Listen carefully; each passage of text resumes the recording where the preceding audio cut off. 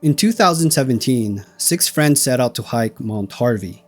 Just moments after reaching the summit, five of them vanished. In 2003, 14 students and three teachers were on a school ski trip in Rogers Pass. As they navigated Conut Creek Valley, the mountain suddenly unleashed a massive avalanche, burying several students under tons of snow. This is their story. YC Kim was packing up his hiking gear in preparation for a hike with six of his friends to Mount Harvey. He looked outside his window and noticed that it was raining. The weather conditions made him hesitant about going on the hike. After thinking it over, he decided to call his friends and let them know he would not be joining them. Hours later, he received a devastating phone call. Five of his friends had gone missing on top of Mount Harvey. On April 8, 2017, six hikers set out on a journey to climb Mount Harvey, located near Lions Bay, British Columbia. The mountain stands at 1,600 meters, or about 5,400 feet, and is part of the Britannia Range just north of Vancouver. It is known for its challenging trails, especially in winter, when snow covers the terrain, making the hike even more difficult. Despite the risks, the area remains a popular destination for hikers, many of whom aim to test their endurance and enjoy the scenic views at the summit. Mount Harvey is not an easy climb, even under the best conditions. The hike is considered strenuous, with a steep ascent for most of the way. The trail itself is about 11 kilometers long, and during winter, fewer hikers attempt it due to the extra difficulty posed by snow and ice.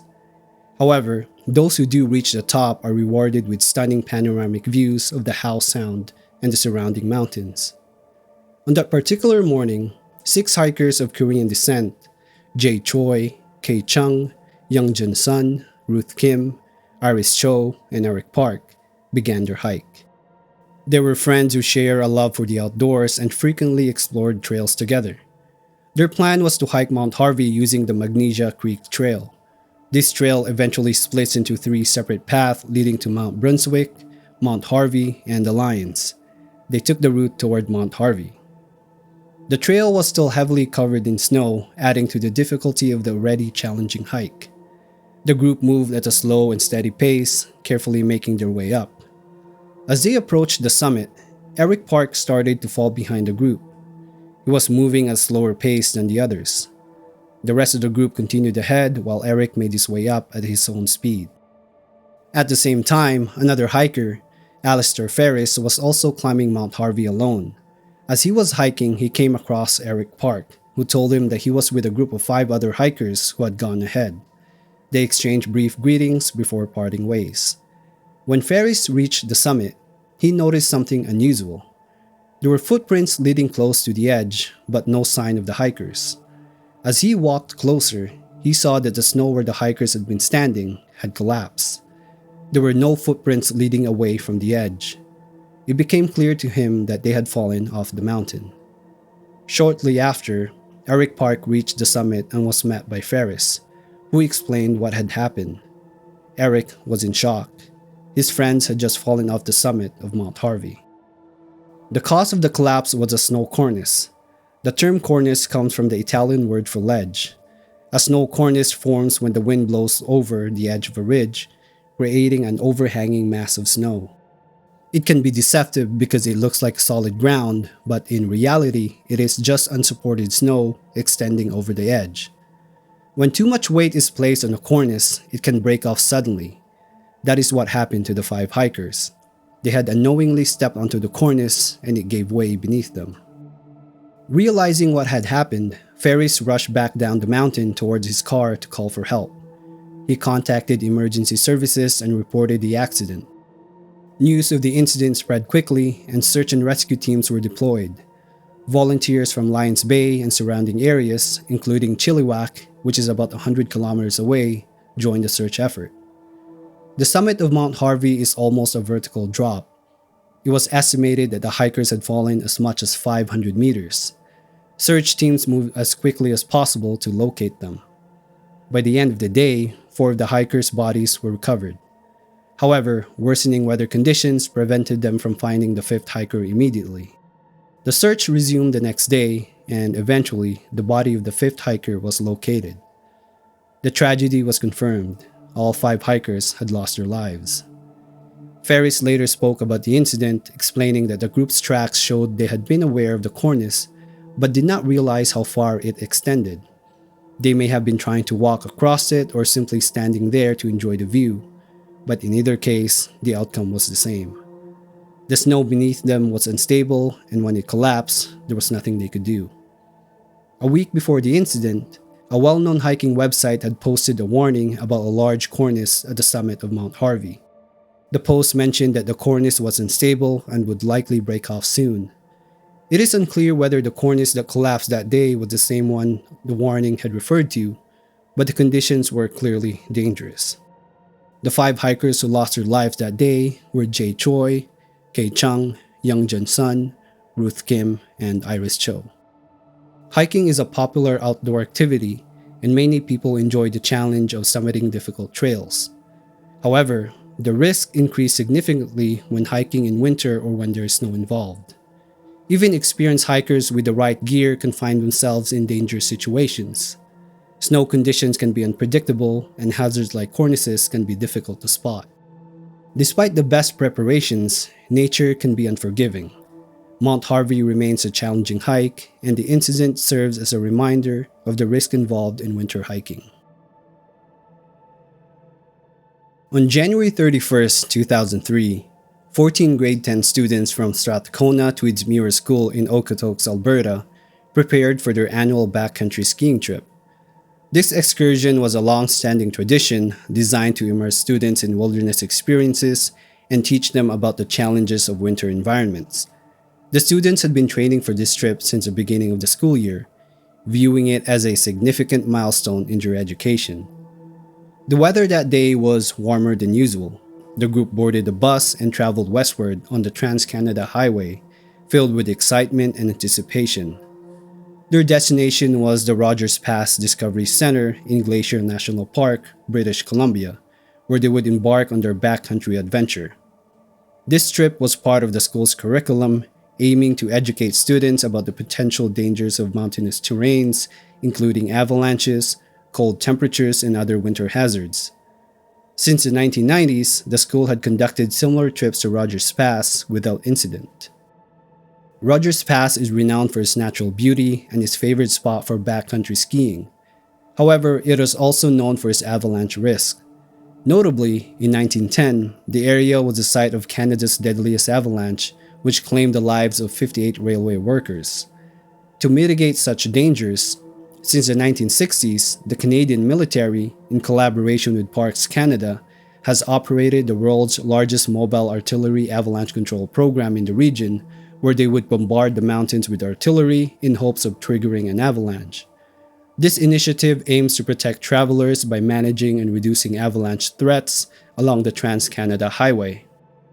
Leading the student group were Andrew Nicholson, Dale Roth, and another teacher, all experienced backcountry skiers trained in avalanche safety.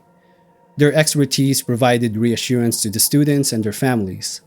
At that time, the avalanche danger rating was 2 out of 5 below the tree line, considered as moderate, and 3 out of 5 above the tree line, considered considerable. These ratings indicated that while natural avalanches were possible, human-triggered avalanches were more likely, especially in areas above the tree line. Upon arrival, the group began their journey by skiing along established trails. Throughout the day, the students received hands-on training in avalanche assessment, learning how to evaluate snow conditions and recognize potential hazards.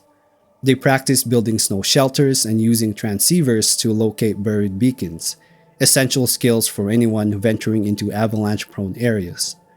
As evening approached, they reached the Arthur O. Wheeler Hut, a modest shelter with 3 rooms capable of accommodating up to 24 people during winter. The group settled in for the night, preparing for the next day's activities. The following morning, around 9 a.m., the group set out again, aiming for Balu Pass. The route took them along the Conut Creek Valley, favoring the eastern side due to the steeper slopes on the mountains on the western flank. As they progressed, they encountered Rich Marshall and Abby Watkins, a married couple and professional guides familiar with the area.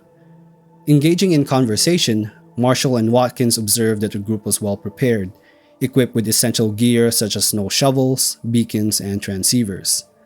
This interaction reinforced the group's confidence in their preparedness.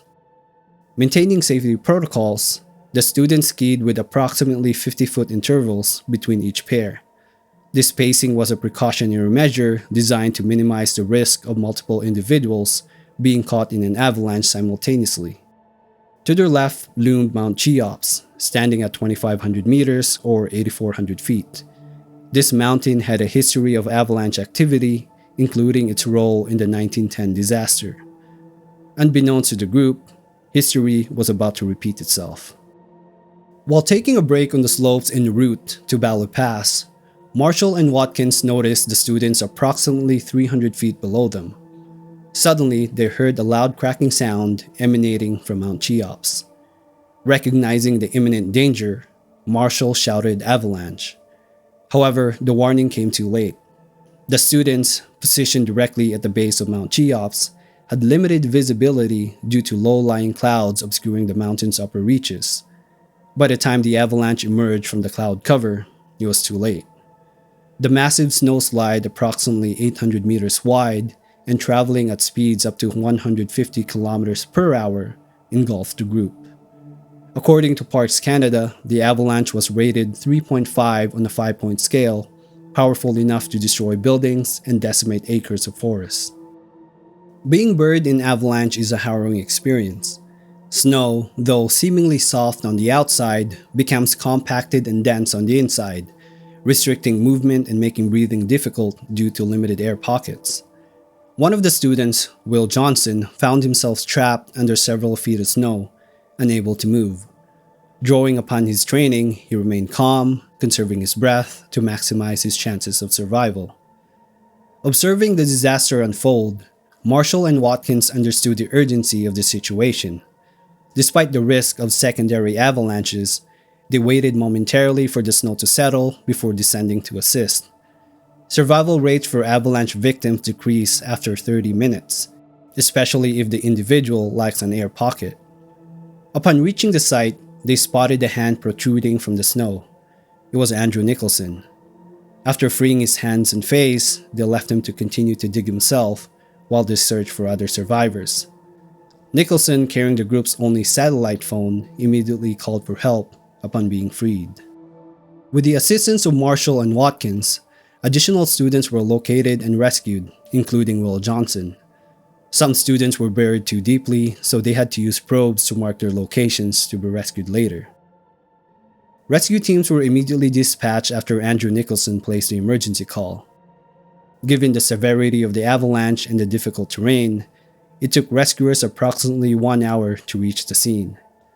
By that time, the surviving students and their guides had already started working to locate their buried friends. As the rescue teams arrived, they took over the search using avalanche probes, transceivers, and rescue dogs to locate victims buried under the snow.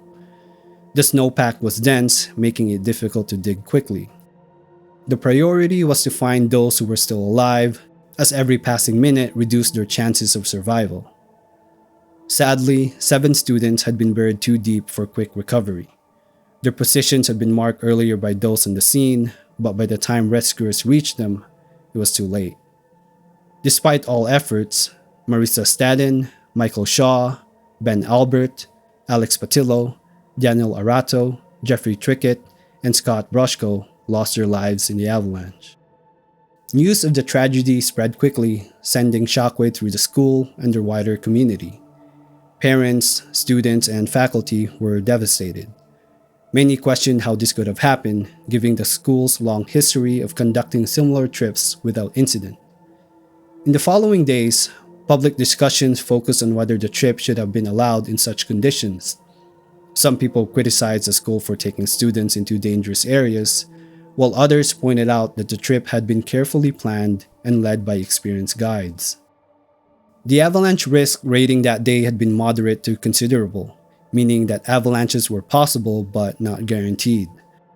The students were following proper avalanche safety protocols, such as keeping spacing between each skier, carrying transceivers and shovels, and being trained in emergency response.